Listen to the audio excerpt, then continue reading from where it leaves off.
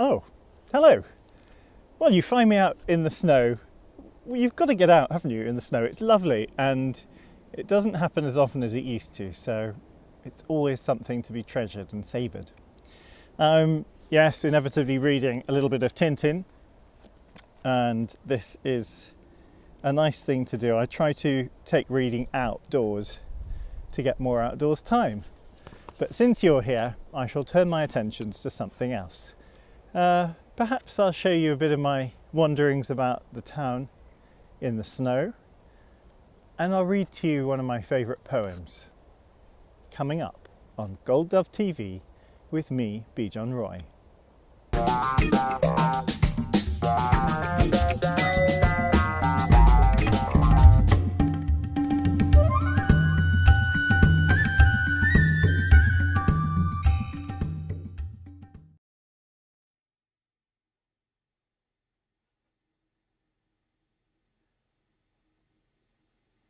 Midwinter, spring is its own season, sempiternal, though sodden towards sundown, suspended in time between pole and tropic.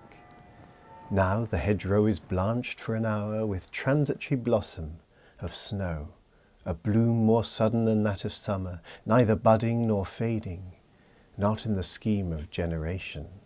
Where is the summer? The unimaginable zero summer.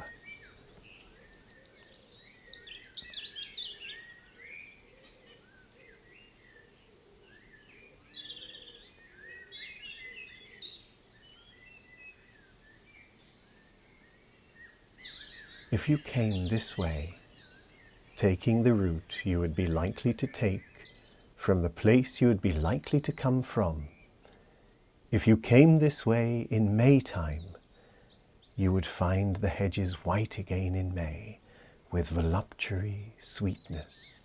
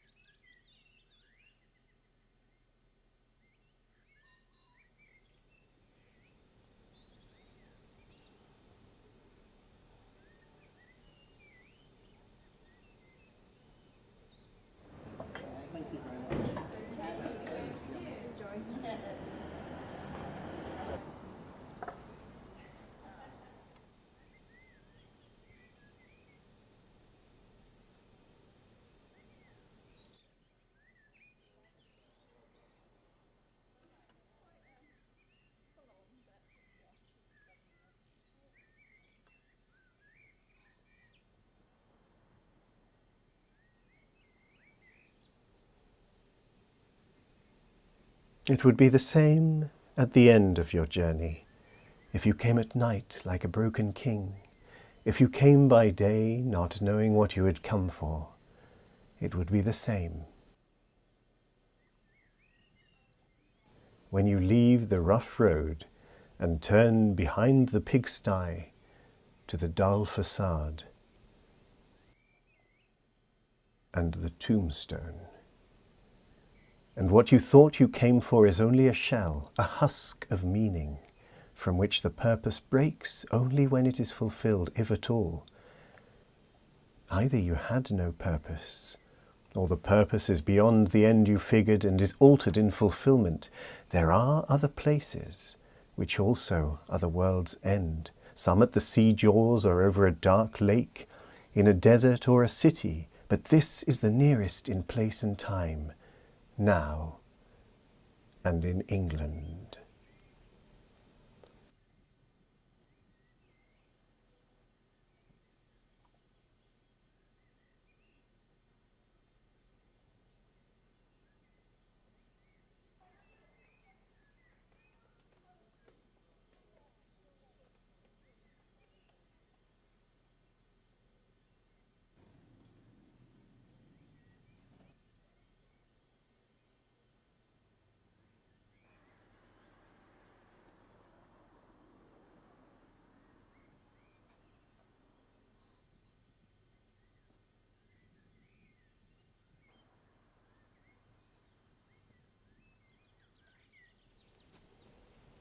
If you came this way, taking any route, starting from anywhere, at any time or at any season, it would always be the same.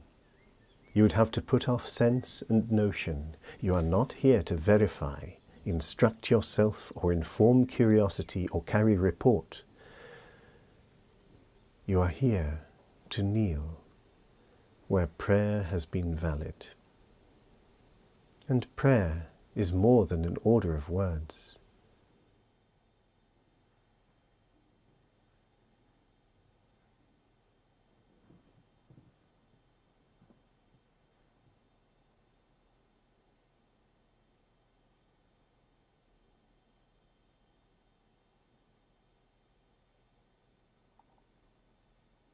The conscious occupation of the praying mind, or the sound of the voice praying, and what the dead had no speech for when living, they can tell you being dead. The communication of the dead is tongued with fire beyond the language of the living. Here, the intersection of the timeless moment is England and nowhere, never and always.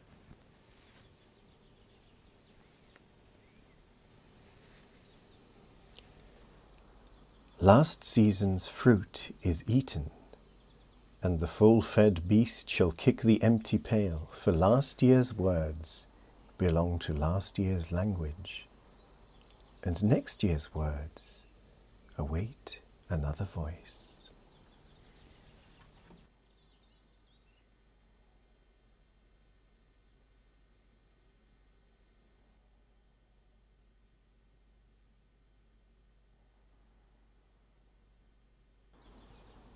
There are three conditions which often look alike, yet differ completely, flourish in the same hedgerow: attachment to self and to things and to persons, detachment from self and from things and from persons, and growing between them, indifference, which resembles the others as death resembles life, being between two lives, unflowering between the live and the dead nettle. This is the use of memory for liberation, not less of love, but expanding of love beyond desire, and so liberation from the future as well as the past.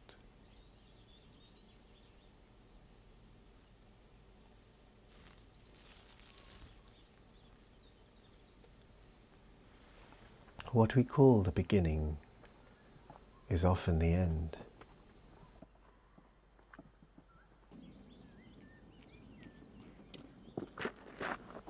And to make an end is to make a beginning.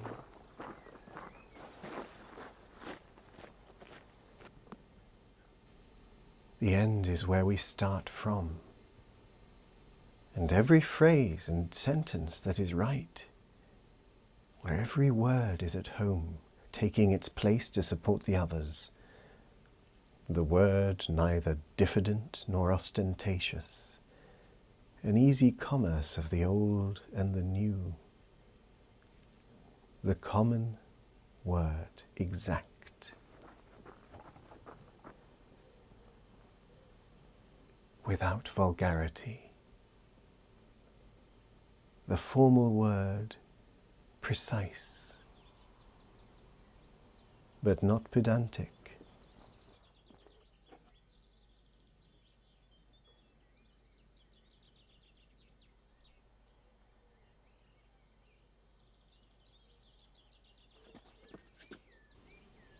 The complete consort dancing together.